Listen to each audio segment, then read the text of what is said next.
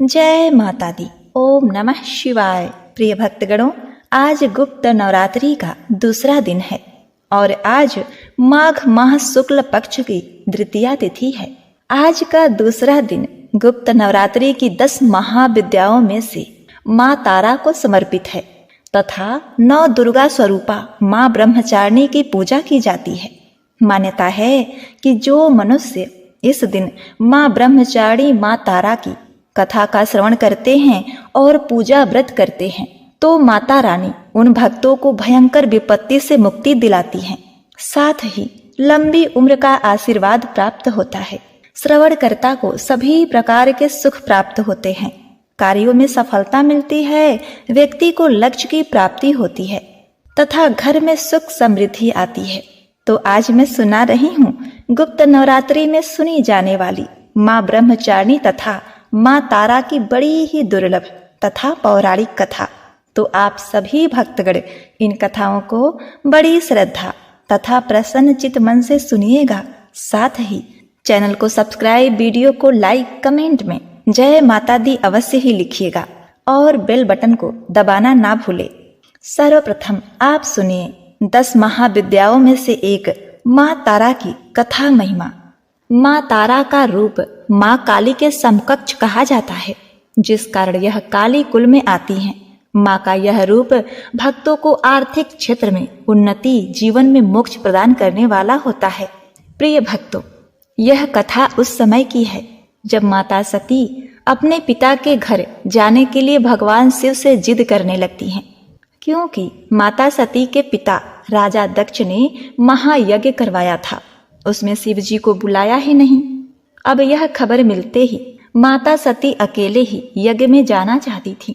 इसके लिए उन्होंने अपने पति शिव जी से अनुमति मांगी, किंतु उन्होंने मना कर दिया। माता सती के द्वारा बार बार आग्रह करने पर भी शिव जी नहीं माने तो माता सती को क्रोध आ गया और उन्होंने शिव को अपनी महत्ता दिखाने का निर्णय लिया। तब माता सती ने भगवान शिव को अपने 10 रूपों के दर्शन दिए, जिनमें से दूसरी देवी तारा थी। माता रानी के यही 10 स्वरूप 10 महाविद्या कहलाती हैं।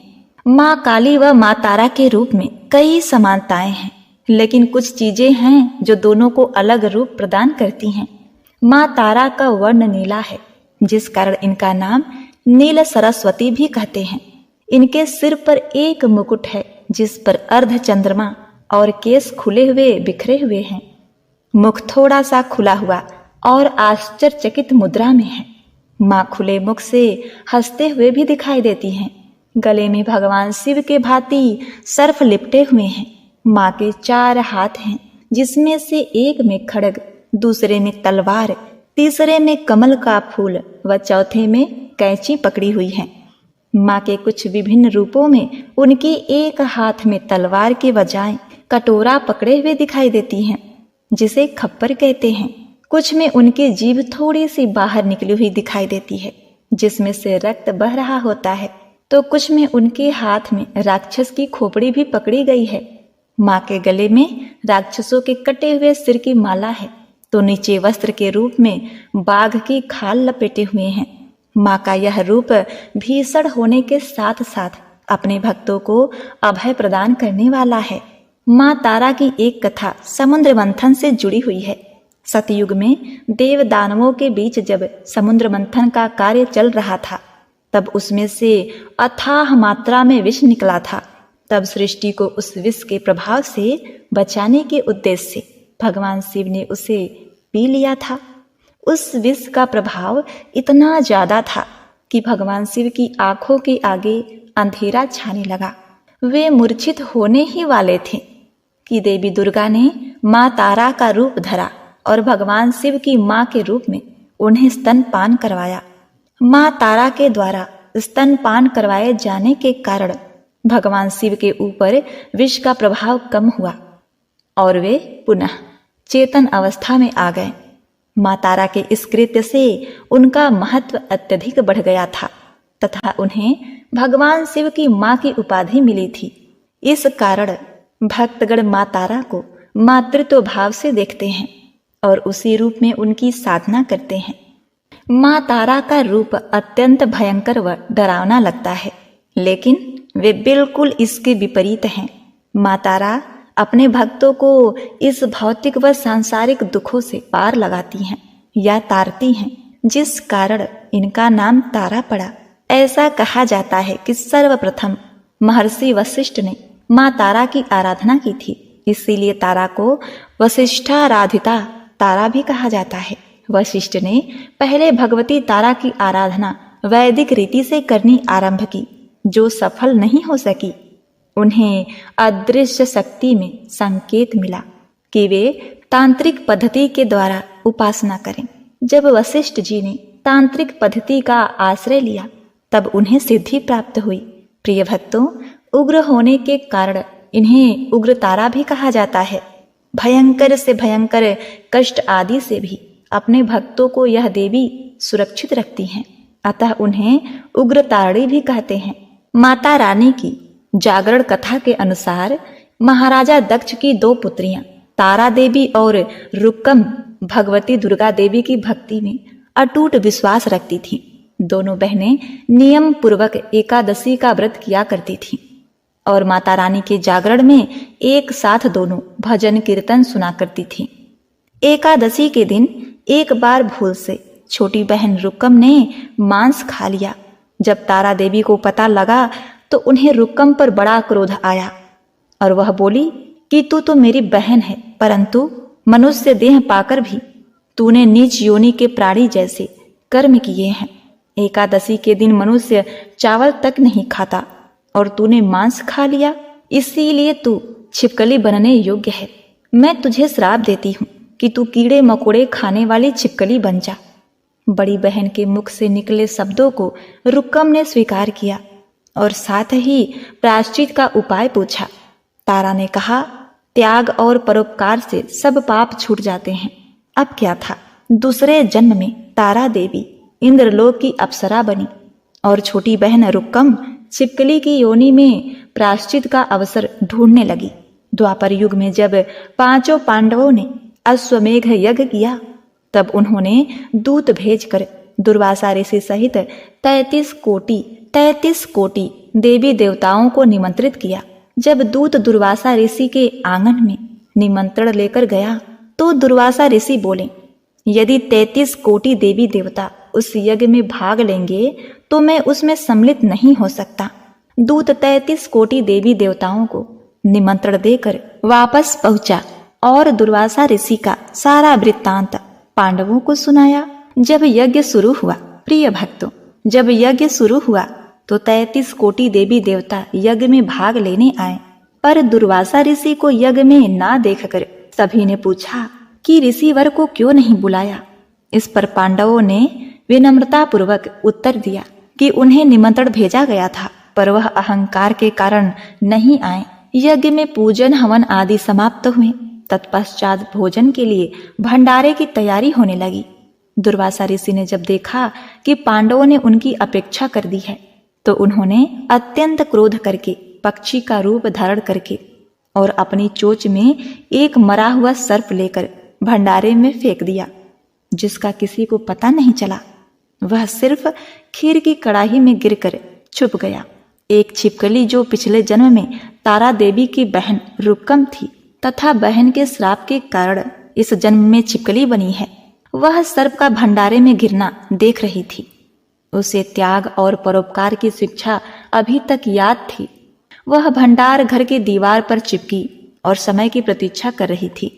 कई लोगों के प्राण बचाने हेतु उसने अपने प्राण न्यौछावर करने का मन ही मन संकल्प बना लिया था।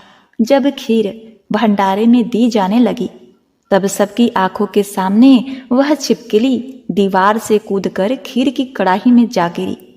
सभी लोग छिपकली को भला बुरा कहकर खीर की कड़ाही को खाली करने लगे। तभी उसमें सब ने एक मरे हुए सर्प को देखा। जब सबको मालूम हुआ कि छिपकली ने अपने प्राण देकर उन सबके प्राणों की रक्षा की है, इस प्रकार उपस्थित सभी सज्जनों ने, देवताओं ने उस छिपकली के लिए प्रार्थना की। उसे सभी योनियों में उत्तम मनुष्य जन्म प्राप्त हुआ तथा अंत में वह मोक्ष को प्राप्त हो गई। तीसरे जन्म में वह छिपकली राजा सरपरस्त के घर कन्या बनी। दूसरी बहन तारा देवी ने फिर मनुष्य जन्म लेकर तारामती के नाम से अयोध्या के प्रतापी राजा हरिश्चंद्र से विवाह किया। राजा सरपरस्त ने ज्योतिषियों से कन्या की कुंडली दिखाई। ज्योतिषियों ने राजा को बताया कि यह कन्या राजा के लिए हानिकारक सिद्ध होगी, इसलिए इसे मरवा दीजिए। राजा बोले, कन्या को मारने का पाप बहुत बड़ा है, मैं उस पाप का भागी नहीं बन सकता। तब ज्योतिषियों ने विचार करके राय दी कि हे राजन, आप एक लकड़ी के संदूक में ऊपर से सोना आदि जड़वा कर फिर उस संदूक के भीतर लड़की को बंद करके प्रवाहित कर दीजिए। सोने चांदी से जड़ा हुआ संदूक भी अवश्य ही कोई लालच से पानी से निकाल लेगा और आपकी कन्या को भी पाल लेगा, अतः आपको किसी प्रकार का पाप भी नहीं लगेगा। अब क्या था, ऐसा ही किया गया। नदी में तैरता हुआ संदूक काशी के समीप एक भंगी को दिखाई दिया। भंगी संदूक को नदी से बाहर निकाल लाया। उसने जब संदूक को खोला तो सोने चांदी के अतिरिक्त अत्यंत रूपवान कन्या दिखाई दी। उस भंगी को कोई संतान न थी। तब उसने अपनी पत्नी को वह कन्या लाकर दी तो उसकी पत्नी की प्रसन्नता का ठिकाना न रहा। उसने उसे अपने संतान के समान ही बच्चे को छाती से लगा लिया। भगवती वैष्णो माँ की कृपा से उसके स्तनों से दूध उतर आया। भंगी और उसकी स्त्री ने प्रेम से उस कन्या का नाम रुक्को रख दिया। अब क्या था, जब कन्या बड़ी हुई तो उसका विवाह किया गया। वही रुक्को की सास महाराजा हरिश्चंद्र के घर सफाई का काम किया करती थी। एक दिन वह बीमार पड़ गई तो रुक्को महाराजा हरिश्चंद्र के घर काम करने के लिए चली गई। महाराजा की पत्नी तारामती ने जैसे ही रुक्को को देखा तो वह अपने पूर्व जन्मों के पुण्य से उसे पहचान गई। तब तारामती ने रुक्को से कहा, हे बहन, तुम मेरे यहाँ निकट आकर बैठो। महारानी की बात सुनकर रुक्को बोली, रानी जी, मैं तो नीच जात की भंगी हूँ, भला मैं आपके पास कैसे बैठ सकती हूँ। तब तारामती ने कहा, बहन, पूर्व जन्म में तुम मेरी सगी बहन थी। एकादशी का व्रत खंडित करने के कारण तुम्हें छिपकली की योनि में जाना पड़ा था। जो होना था वह हो चुका है। अब तुम इस जन्म को सुधारने का उपाय करो तथा भगवती माँ वैष्णो दुर्गा की सेवा करके अपने इस जन्म को सफल बनाओ। यह सुनकर रुक्को बड़ी प्रसन्न हुई और उसने उपाय पूछा। रानी ने बताया कि माता वैष्णो माँ दुर्गा सभी के मनोरथ को पूर्ण करने वाली हैं। जो लोग श्रद्धा पूर्वक गुप्त नवरात्रि या फिर प्रकट नवरात्रि में माता का जागरण करते हैं, उनका विधि विधान से पूजा करते हैं, तो उसकी सभी मनोकामनाएं पूरी होती हैं। रुक्को ने प्रसन्न होकर माता की मनौती मांगते हुए कहा, हे माता, यदि आपकी कृपा से मुझे एक पुत्र प्राप्त हो जाए तो मैं भी आपकी पूजा व जागरण विधि विधान से करवाऊंगी। माता ने मन ही मन रुक्को की प्रार्थना स्वीकार कर ली। फलस्वरूप 10वें महीने में उसके गर्भ से एक अत्यंत सुंदर बालक ने जन्म लिया। परंतु दुर्भाग्यवश रुक्को माता का जागरण करवाने के लिए भूल गई। परिणाम यह हुआ कि जब बालक 5 वर्ष का हुआ तो उसे एक दिन माता चेचक निकल आई। रुक्को दुखी हुई, अपने पूर्व जन्म की बहन तारामती के पास आई और अपने बच्चे की बीमारी का सब वृत्तांत सुनाया। तब तारामती ने कहा, तू जरा ध्यान करके देख कि माँ के पूजन तथा जागरण में कोई भूल तो नहीं हुई। तब रुक्को को 6 वर्ष पुरानी बात याद आ गई कि मैंने तो जागरण और पूजन करवाया ही नहीं, और उसने मन ही मन अपना अपराध स्वीकार कर लिया। हे माँ, बच्चे को आराम होने पर इस बार अवश्य ही आपका जागरण पूजन करवाऊंगी। भगवती वैष्णो देवी की कृपा से बच्चा दूसरे दिन स्वस्थ हो गया और बिल्कुल ठीक हो गया। तब रुक्को ने देवी जी के मंदिर में जाकर पंडित जी से कहा, मुझे अपने घर माता का जागरण करवाना है, अतः आप मंगलवार को मेरे घर पधार कर मुझे कृतार्थ करें। पंडित जी बोले, अरे रुक्को, वह 5 रुपए भिजवा दे, मैं तेरे नाम का जागरण करवा दूंगा। तू तो नीच जात की स्त्री है, इसलिए हम तेरे घर जाकर देवी का जागरण नहीं करवा सकते। रुक्को ने कहा, पंडित जी, माँ के दरबार में ऊंच नीच का कोई भेदभाव नहीं होता। वह तो सब भक्तों पर समान रूप से कृपा करती हैं, अतः आपको कोई ऐतराज नहीं होना चाहिए। इस पर पंडित ने आपस में विचार कर कहा, यदि महारानी तारामती तुम्हारे घर जागरण में पधारे तो हम भी आना स्वीकार करेंगे। यह सुनकर अब रुक्को महारानी के पास गई और सारा वृत्तांत कह सुनाया। तब तारामती ने जागरण में शामिल होने का आमंत्रण स्वीकार कर लिया। जिस समय रुक्को पंडित से यह बात कहने गई कि तारामती रानी जागरण में आएंगी, उसी समय एक नाई ने यह बात सुन लिया और उसने महाराजा हरिश्चंद्र को जाकर सूचना दे दी। राजा ने नाई की बात को सुनकर कहा, तेरी बात तो झूठ है। महारानी भंगियों के घर जागरण में कभी नहीं जा सकती। फिर भी परीक्षा लेने के लिए राजा ने उस रात अपनी उंगली में थोड़ा सा चीरा निशान लगा लिया, जिससे राजा को नींद न आवे। रानी तारामती ने देखा अब जागरण का समय हो रहा है, परंतु महाराज को नींद नहीं आ रही है, तो उसने माँ वैष्णो देवी से मन ही मन प्रार्थना की, हे माता, आप उपाय करके मेरे महाराज को सुला दें ताकि मैं आपके जागरण में सम्मिलित हो सकूं। तब राजा को नींद आ गई तो रानी तारामती ने रोशनदान से रस्सी बांधकर महल से उतरकर रुक्को के घर जागरण में जा पहुंची।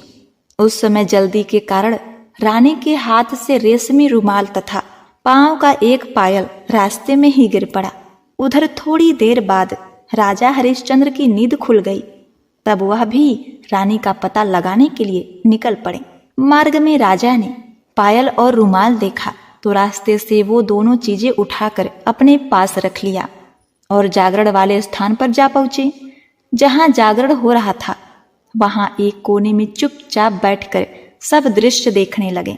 तो सबने माता की आरती व अरदास की। इसके बाद प्रसाद बांटा गया। रानी तारामती को जब प्रसाद मिला तो उसने झोली में रख लिया। यह देखकर लोगों ने पूछा कि आपने प्रसाद क्यों नहीं खाया? यदि आप प्रसाद नहीं खाएंगी तो कोई भी प्रसाद नहीं खाएगा। रानी मुस्कुराते हुए बोली, तुमने जो प्रसाद दिया वह मैं अपने महाराज के लिए रख ली हूं। अब मुझे प्रसाद दो। अब की बार प्रसाद लेकर रानी तारा ने खा लिया। इसके बाद भक्तों ने माता का प्रसाद खाया। इस प्रकार जागरण समाप्त करके प्रसाद खाने के पश्चात रानी तारामती महल की ओर चल पड़ी। तब राजा ने आगे बढ़कर कहा, तुमने नीच के घर का खाना खाकर अपना धर्म भ्रष्ट किया है। अब तुझे मैं इस घर में कैसे रखूं? तूने तो कुल की मर्यादा व मेरी प्रतिष्ठा का कोई भी ध्यान नहीं रखा। जो प्रसाद तू अपनी झोली में रख कर मेरे लिए लाई है उसे खिलाकर मुझे भी अपवित्र करना चाहती है। ऐसा कहते हुए जब राजा ने झोली की ओर देखा तब भगवती वैष्णो देवी माँ दुर्गा की कृपा से प्रसाद के स्थान पे चंपा, गुलाब, गेंदा के फूल और कच्चे चावल और सुपारियां दिखाई दी। यह चमत्कार देखकर राजा आश्चर्यचकित रह गया। राजा हरिश्चंद्र तारा को महल में लेकर लौट आए। रानी ने ज्वाला माता की शक्ति से बिना किसी माचिस या किसी चमकीले पत्थर की सहायता से राजा को अग्नि प्रज्वलित करके दिखाया, जिसे देखकर राजा का आश्चर्य और बढ़ गया। राजा के मन में भी देवी के प्रति विश्वास और श्रद्धा जाग उठी। राजा ने रानी से कहा कि मैं माता के प्रत्यक्ष दर्शन करना चाहता हूँ। रानी बोली, महाराज, प्रत्यक्ष दर्शन पाने के लिए बहुत बड़ा त्याग करना चाहिए। यदि आप अपने पुत्र रोहिताक्ष की बलि दे दें तो आपको दुर्गा जी के प्रत्यक्ष दर्शन हो सकते हैं। राजा के मन में तो देवी के दर्शन की लगन लग गई थी। राजा ने पुत्र मोह त्याग कर रोहिताक्ष का सर देवी के चरणों में अर्पण कर दिया। ऐसी सच्ची श्रद्धा और बलिदान देखकर दुर्गा माँ सिंह पर सवार होकर उसी समय प्रकट हो गईं और राजा हरिश्चंद्र को दर्शन करा के उन्हें कृतार्थ किया और मरा हुआ पुत्र रोहितास भी जीवित हो गया। यह देखकर राजा हरिश्चंद्र गदगद हो गए। इसके बाद सुखी रहने का आशीर्वाद देकर माता अंतर ध्यान हो गई। राजा ने तारा रानी की भक्ति की प्रशंसा करते हुए कहा, हे तारा, मैं तुम्हारे आचरण से अति प्रसन्न हूँ। मेरे धन्य भाग हैं जो तुम मुझे पत्नी के रूप में प्राप्त हुई। इसके पश्चात राजा हरिश्चंद्र ने तारा रानी की इच्छा अनुसार अयोध्यापुरी में माता का भव्य मंदिर तैयार करवा लिया और सुख भोगने के पश्चात राजा हरिश्चंद्र, रानी तारा और भंग रुक्कम तीनों ही मनुष्य जीवन से छूटकर देवलोक को प्राप्त हुए। तारा रानी के जागरण में तारा रानी की इस कथा को जो मनुष्य विधि पूर्वक पढ़ता है या सुनता है, उसकी सभी मनोकामनाएं पूर्ण होती हैं, सुख और समृद्धि बढ़ती है, शत्रुओं का नाश होता है और सर्वमंगल होता है। जय मां तारा। ओम नमः शिवाय। हर हर महादेव। जय माता दी। प्रिय भक्तगणों, अब आप श्रवण करेंगे गुप्त नवरात्रि के दूसरे दिन सुनी जाने वाली मां ब्रह्मचारिणी की कथा। ब्रह्मचारिणी का अर्थ है तप की चारिणी, यानी तप का आचरण करने वाली। देवी का यह रूप पूर्ण ज्योतिर्मय और अत्यंत भव्य है। इन देवी के दाएं हाथ में जप की माला और बाएं हाथ में एक कमंडल धारण किए हैं। पूर्व जन्म में इन देवी ने राजा हिमवान के घर पुत्री के रूप में जन्म लिया था और नारद जी के उपदेश से भगवान शंकर को पति रूप में प्राप्त करने के लिए घोर तपस्या की थी। इस कठिन तपस्या के कारण इन्हें तपचारिणी अर्थात ब्रह्मचारिणी नाम से अभिहित किया गया। 1000 वर्ष तक इन्होंने केवल फल फूल खाकर बिताए और 100 वर्ष तक केवल जमीन पर रहकर साग पर निर्वाह किया। कुछ दिनों तक कठिन उपवास रखें और खुले आकाश के नीचे वर्षा और धूप के कठोर कष्ट सहें। 30,000 वर्षों तक टूटे हुए बिल्व पत्र खाएं, भगवान शंकर की आराधना करती रहीं। इसके बाद तो उन्होंने सूखे बिल्व पत्र खाना भी छोड़ दिया। कई हजार वर्षों तक निर्जल और निराहार रहकर तपस्या करती रहीं। पत्तों को खाना छोड़ने के कारण ही इनका नाम अपर्णा पड़ गया। कठिन तपस्या के कारण देवी का शरीर एकदम क्षीण हो गया। देवता, ऋषि, सिद्धगण, मुनि सभी ने ब्रह्मचारिणी की तपस्या को अभूतपूर्व पुण्यकृत बताया, सराहना की और कहा, हे देवी, आज तक किसी ने इस तरह की कठोर तपस्या नहीं की। यह तुम्ही से ही संभव थी। तुम्हारी मनोकामना पूर्ण होगी और भगवान चंद्रमौली शिव जी तुम्हें पति रूप में प्राप्त होंगे। अब तपस्या छोड़कर घर लौट जाओ। जल्द ही तुम्हारे पिता तुम्हें बुलाने आ रहे हैं। माता पार्वती के कठोर तपस्या से भगवान से प्रसन्न हुए और उन्हें नाम दिया। उनका नाम रखा ब्रह्मचारिणी। इस देवी की कथा का यह सार है कि जीवन के कठिन संघर्षों में भी मन विचलित नहीं होना चाहिए। मां ब्रह्मचारिणी की कृपा से सर्व सिद्धि प्राप्त होती है। नवरात्रि के दूसरे दिन देवी के इसी रूप की उपासना की जाती है। तो एक बार प्रेम से बोलिए, माता ब्रह्मचारिणी की जय। जय माता दुर्गा। जय माता दी। ओम नमः शिवाय। पार्वती पते हर हर महादेव।